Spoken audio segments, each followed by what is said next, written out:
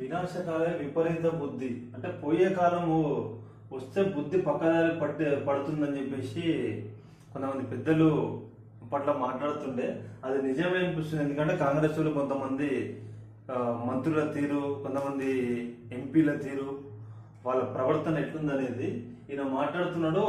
Chamala Kiran Kumar Reddy comment చేసిన వాళ్ళని నేను ఒకటే అంటున్నా, వాళ్ళు ప్రాపర్గా చదువుకున్న వాళ్ళ, లేకపోతే ఎవరో పెట్టిన ఈ బొమ్మలు చూసి నిజంగా హైదరాబాద్ నడిబొడ్ల అడుగుందని ఏమన్నా భ్రమల బతుకులో నాకు అర్థం కాలేదు. ఈయన యూనివర్సిటీ భూముల గురించి మాట్లాడుతున్నాడు.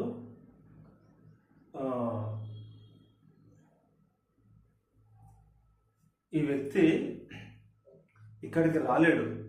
ఆయన మొన్న కొత్తగా భువనగిరి నుంచి ఎంపీ గెలిచినట్టున్నాడు.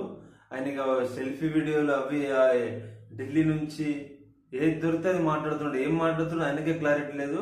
మొత్తం అబద్ధాలు.